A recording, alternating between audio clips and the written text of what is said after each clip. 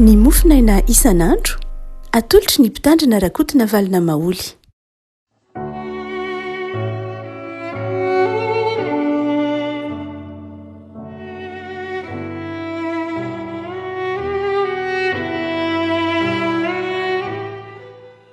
Ampifaliana no hiarabanantsika ry havako tratrety talata fa 7 ny volana janoary ity. Ny mofinaina izay voalahatra ho tsika dia ny filazan-tsaramasinà araka ny Luka. Luka 5:5, Luka 5:5 fa 12 ka hatramin'ny fa 4:40. Luka 5:5 fa 12 ka hatramin'ny fa 4:40. Vakitsika amin'ny anaran'i Jesosy ry havako. Ary raha tao tanàna anankiray Jesosy, indro nisy lehilahy eniky ny abokana, ano nahita azy io dia niankoroka ka nitaraina taminy hoe: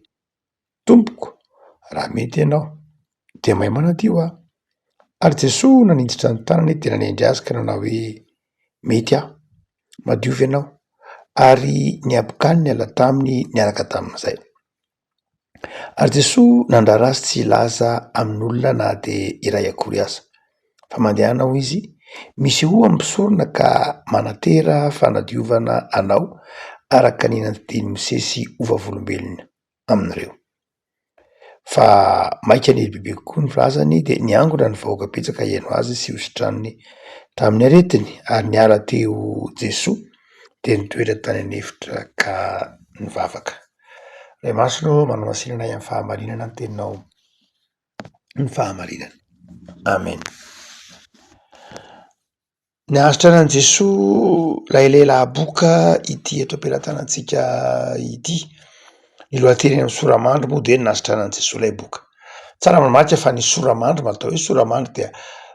teny vao nampitsika taty aoriana izy ireny fa tsy niaraka nisy tamin'ny baiboly akory. Izay mahatonga azy hoe soramandry, na ireo tarehimarika maro samihafa ny andininy dia tsy niara-nisy tamin'ny baiboly akory izy ireny, fa isika taty aoriana no nametraka ireny tarehimarika, andininy toko sy soramandry ireny mba hahamora ny famakiantsika ny soratra masina. Dia amin'ity nahazitra an'i Jesosy ilay boka ity dia maneho lafin-javatra manokana, na dia toy ny tantara miverimberina aza, any Matteo 9, Marka 1 ary betsaka raha teo ireo boka nositranin'i Jesosy. Dia manana izay mampiavaka azy manokana ity tantara izay iombonan'ny Luka amin'ny filazantsara sinoptika ity. Ireo mpivaofy ny vanim-potoana ny antikité dia metram-panontaniana manao hoe: move ny karazana abokana nisy amin'izao andro ny antsika izao, taonjato faha 20, io ihany ve ilay abokana nisy tamin'ny andron'ny antikité, tamin'ny andron'ny testamenta taloha sy ny testamenta vaovao? Dia betsaka ireo manao angamba tsy dia tena io ilay abokana izay ahitantsika amin'izao endriny, ahitantsika zao, ngamba tsy dia tena io loatra ilay abokana. Ny miteraka ny abokana amin'izao andro antsika izao moa dia bakteria izay antsoina hoe microbacterium leprae, zany hoe bakteria izay tsy dia tena hoe efa nisy hanapitra isan-taona na hanarivo taona ny loatra tsy akory, fa dinihy ireo mpandinika fa vao tsy dia ela loatra ihany. Ary dia zay no tonga azy ireo mieritreritra manao hoe moa ve tena efa le abokana tamin'ny andro taloha tokoa ve ty? Dia misy amin'ireo mpandinika manao karazan-drazana psoarizisy ihany ny tranga tamin'ny andron'ny Jesosy, fa na inona izay karazana microba na inona dia zao ny baiboly dia milaza fa abokana io. Ary tsy tena ilay aretina loatra, tsy izay loatra ny tena zava-dehibe hoe inona ny mitovy ve tsy mitovy ve, tsy izay loatra ny tena zava-dehibe, fa ny zava-dehibe izay asehon'ny Luka eto dia na inona karazana aretina teo amin'i Jesosy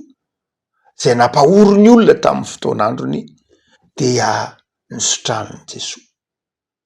ary ilay aretina zay resantsika eto na mpisoary izy isy io na tena abokana ohatra ny andro reny atsika kehitriny any io na nylempra zany na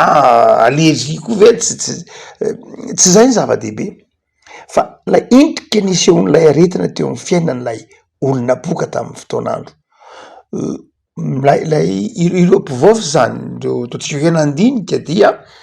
nahita fa ny karazana bokana tam'izany fotoana zany keo dia miteraka karazana champignon na karazana zava-maniry izay maniry amy vatan'ny olona ka mahatonga ny tenany olona tahaky ny mangana misy fofona ary karazana zao ke misy foratra kely madinika izay maniry ka manamainty ny vatan'ny olona ary de mahatonga ny olona ho toy ny faty mihitsy mbola velona izy fa toy ny efa maty satria ny odiny de manompo mainty mangana karazana bokana tahaka zany zay hita tamin'ireo totsika hoe foy natao tavanim-potoanany antikité ary mahatonga ny abokana ho natao hoe aretina maloto satria toy ny maty le olona nefa velona ary de zay nahazo ity lehilahy boka ity zay toy ny aretina maloto akoatrany mamparary mampangiry firy de ailika aniveran'ny fiarahamonina ary miantsoantso isaky ny andalo tana de miantsoantso hoe boke maloto e de miataka ny olona ary mametraka sakafo eny amy sisin-dalana raisin'izy reny eto dia lehilahy niarany zavatsarotra tahaka zany habokana zay sady mamparary no manosika tsy ala ao anatin'ny fiarahamonina mandroaka tsy ala ao anatin'ny fiarahamonina mampiala ny fiarahamonina no nezakazaka ny anatona na nanakaiky an' Jesosy raha tena marina tsy tokony mahazo manatona azy Jesosy raha amy lalàna jiosy satria ny olona madio tsy mifandray amin'ny olona maloto ary ity lehilahy ty dia sa nanakaiky an' Jesosy ny teny an' Jesosy manao hoe raha mety ianao de mahay manadio aho haitsika tsara lay matetika fomba fiteny frantsay hoe quand on veut on peut vouloir c'est pouvoir zay matetika ary zay ny teneniny ty lehilahy ty hoe raha tianao ange de afaky ianao hoe afaka manao ianao zay ny teniny ty lehilahy ty hoe raha ohatra nge ka tianao le izy rehefa tianao nge de afaka manasitra anay ianao zany miankina amin'ny fitiavanao fa tsy miankina amin'ny fahafahanao na tsy fahafahanao fa rehefa tianao fotsiny de sitrana rehefa tianao sitra na inona mafilay aretina antsika teo de nametraka ilay lehilahy boka de nametraka ny safidy ho teo ampelantanan'Andriamanitra mandrakariva rehefa mangataka zavatra amin'Andriamanitra isika mandrakariva mangataka zavatra amin'Andriamanitra isika de ndraindray ny fitanisatsika ny zavatra mampavesatra atsika ny betsaka ndraindray toy ny fampahafantaratsika ny tenatsika amin'Andriamanitra ny betsaka hitanao ny fahorinay hitanao ny fantranay hitanao ny aretinay hitanao ny olam-pianakavinay hitanao ny tsy fananay asa hitanao ny faharavan'ny tontolo iainana hitanao ny korotanao anivon'ny fiarahamonina ndraindray lay fitanisatsika ny mahaitsika tsika eo anatren'Andriamanitra ny olatsika ny betsaka fa raha tena mamaky tsara ny baiboly sika raha tena mamaky tsara ny bokin'ny salamo sika dia tsy de tena zay akory ny tena zava-dehibe amin'ny atao hoe vavaka marina fa mitaraina ny mpanao salamo mahitra hoe jereny fahavaloko ataon'ny fahavalonay tahaka zao zahay jereny fahorinay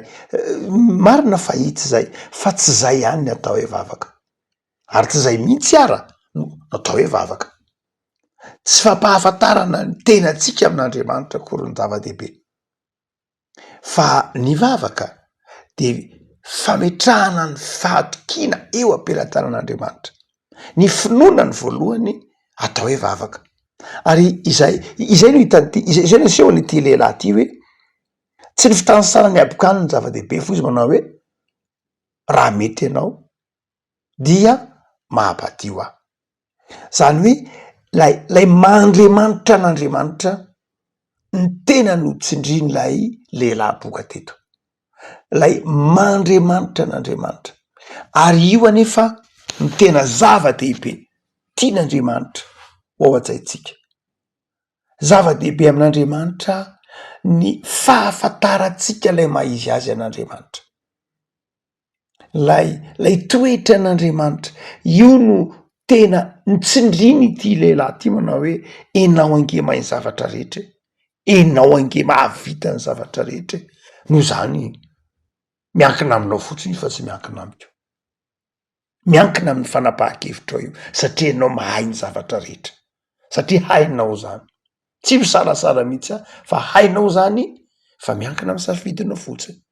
Zany hoe napetraka ity lehilahy boka ity tena teo amin'ny toerana maha-Andriamanitra azy Jesosy.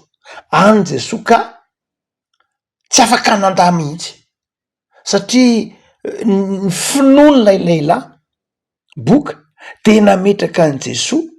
eo amin'ny toerana misy azy. Ino lay toerana misy azy? Mahay ny zavatra rehetra ianao, de zao fitiavana ianao. Raha mahay ny zavatra rehetra ianao sady tia fitiavana ianao, de zao sitrana. Ary io fametrahana an'Andriamanitra amin'ny toerana tokony isy azy io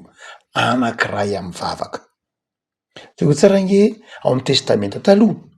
rehefa mivavaka ataovy hoe Abrahama niady varotra tamin'Andriamanitra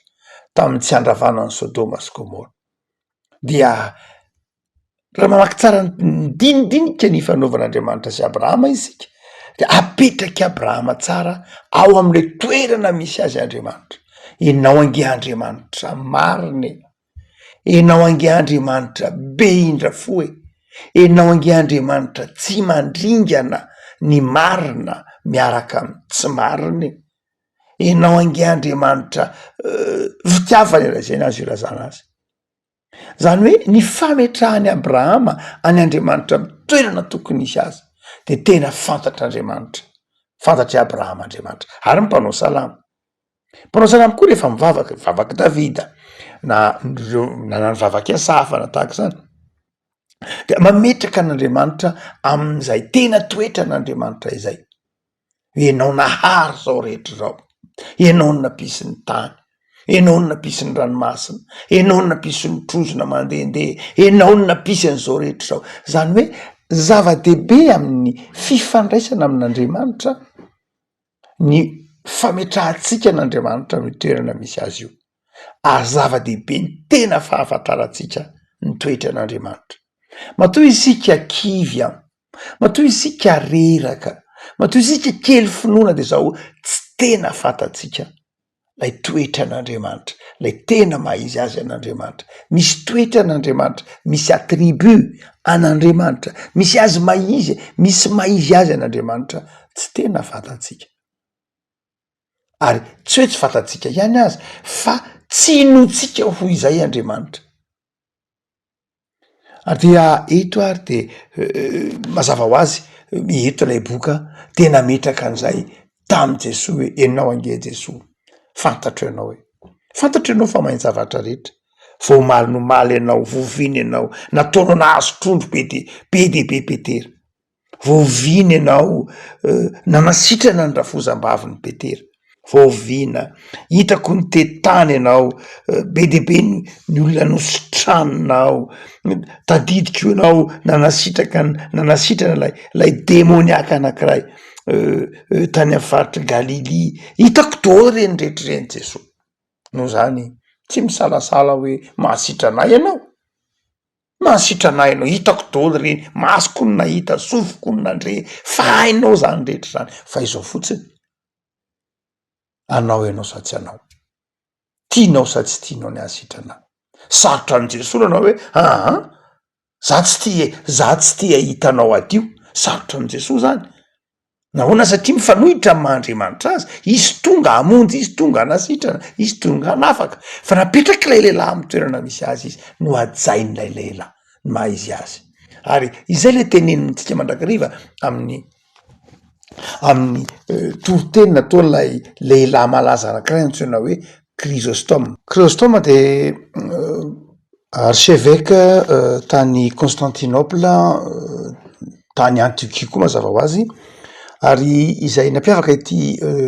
docteur de l'église ity na ity rain'ny fiangonana ty koa raha tamin'ny fotoana ndrany amin'ny taonjato fahadimy tsika fa efatra fahadimy nisy ity mpanompon'Andriamanitra ity zay isanainy tory-teny indrindra tamin'ny fotoanandro dikany teny hoe Chrysostome moa de Christ volamena sy Thomas vava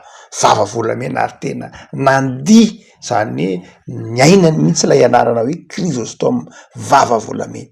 satria isan'ny olona tena nahay tory-teny be ity lehilahy ity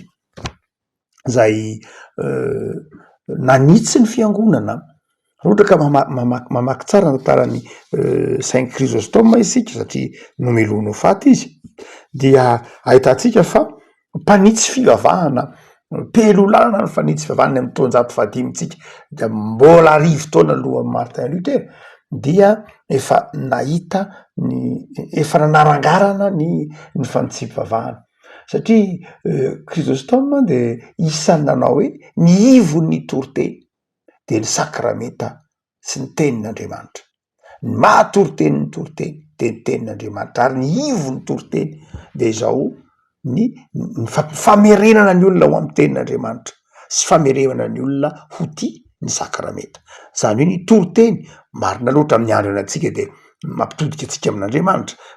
mazava ho azy fa Chrysostome de manao hoe zay eo fa mampitodika ny olona amin'ny tenin'Andriamanitra sy amin'ny sakramenta ity lehilahy ity zay ataontsika hoe Chrysostome zay nanazava anankiray momba ny antsony hoe finoana izy manao hoe ny finoana dia fiazonana an'Andriamanitra amin'ny vavany fiazonana an'Andriamanitra amin'ny vavany rehefa ny tenan'Andriamanitra de azony amin'ny vavany fahasahina be zany teniny Chrysostome zany hoe tazony amin'ny vavany Andriamanitra somary fahasahina ihany zany amin'ny lafiny ilany kanefa zay ny tena finoana ho ity rain'ny fiangonana ity zay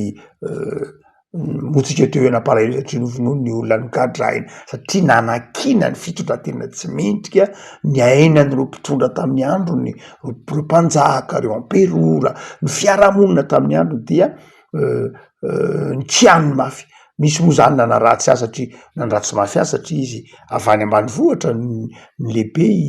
Chrysostome dia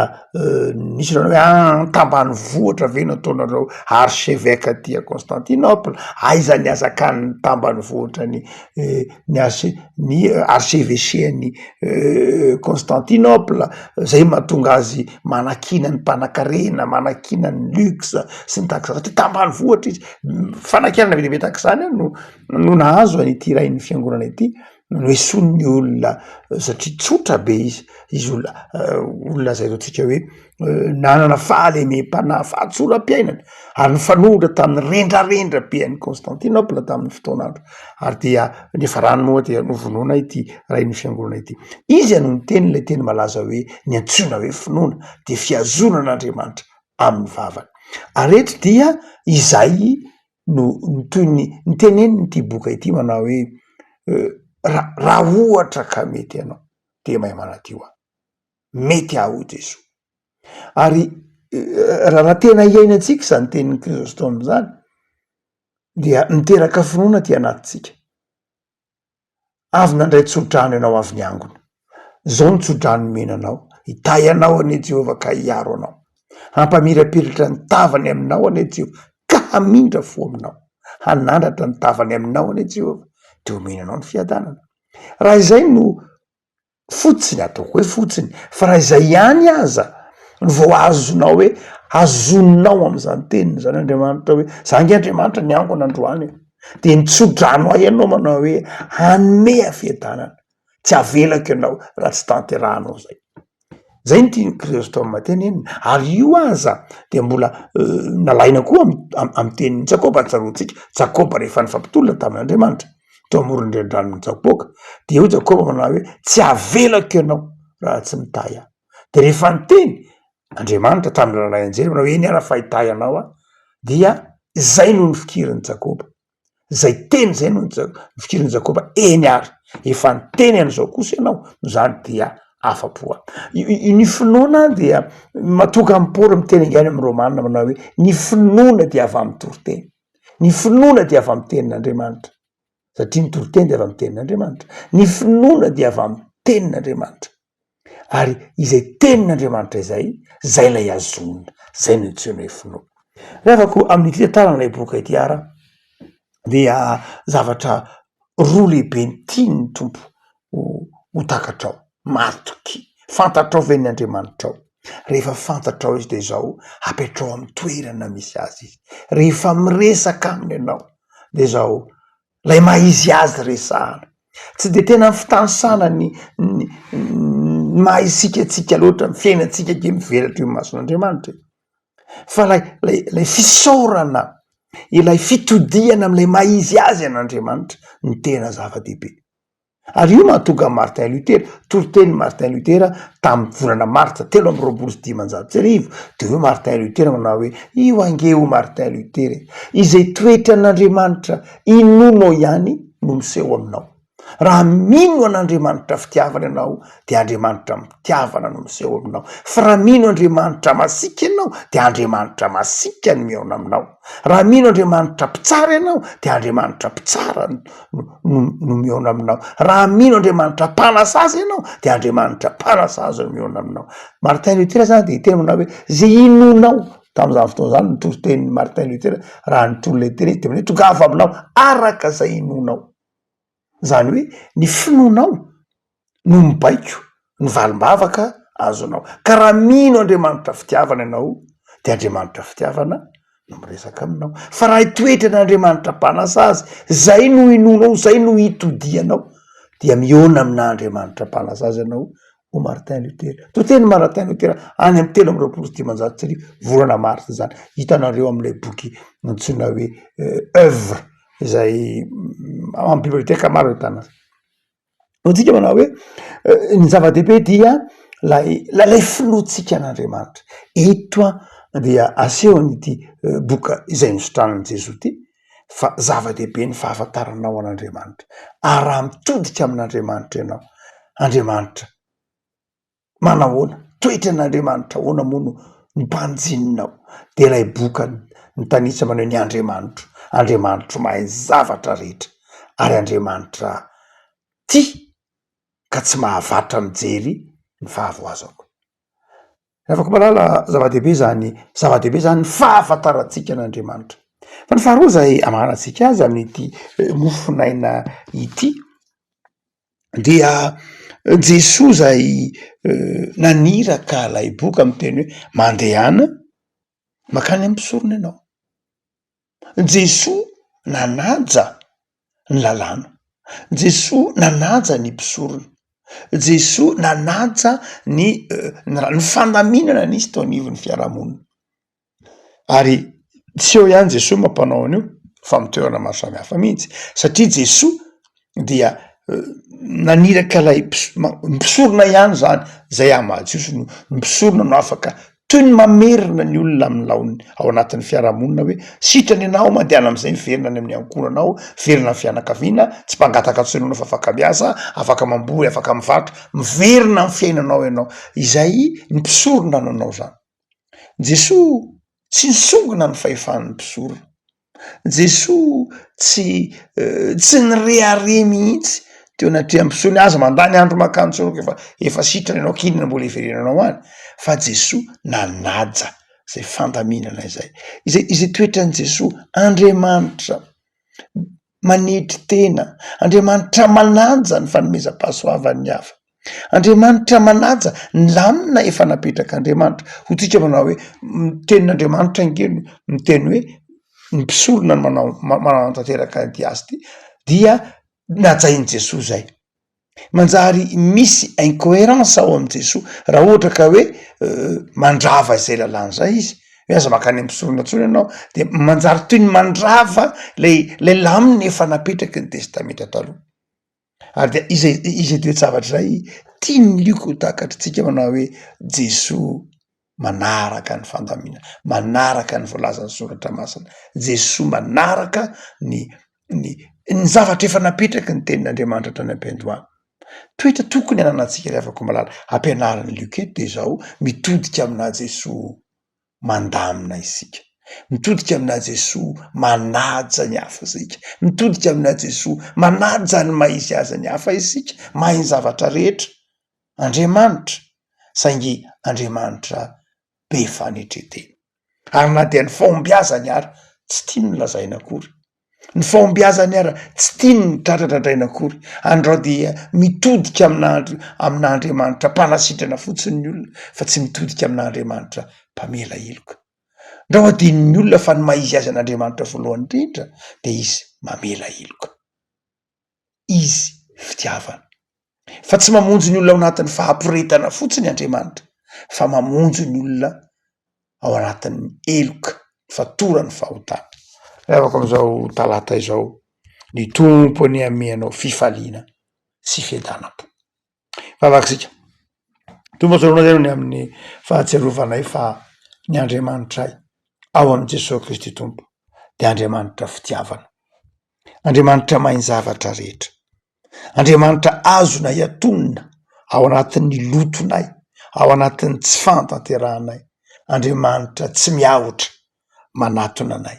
Andriamanitra tsy miahotra manakaiky anay, mitondra ny lotonay, mitondra ny tsy fahatanterahanay. Ianao Jesoa nanindry ity boka ity, ary dia nitondra ny fahabokany'ity boka ity teo amin'ny hazo fijaliana. Misaotra Tompo fa azonay antoka fa Andriamanitra manindry anay ianao, tia anay. Da ny tontolo andronay eo ny Tompo, ho tontolo andro ahasitrananay, atsiarovanay fa efa nentinao tao amin'ny hazo fijaliana ny tsy fahatanterahanay rehetra, zay mampisaraka anay amin'ny mpiarabelona, zay mampisaraka anay aminao Andriamanitra, dia efa noentinao tao amin'ny hazo fijaliana, voavitrana ny fihavananay aminao. Misaotra Tompo, dia omeo anay ny fiadanana sy ny fifaliana, miatrika ny tontolo andronay anio, arakovy ny fahasoavanao, ho feno fiadanana ny asan'ny tananay. Misaotra Jesoa, amen.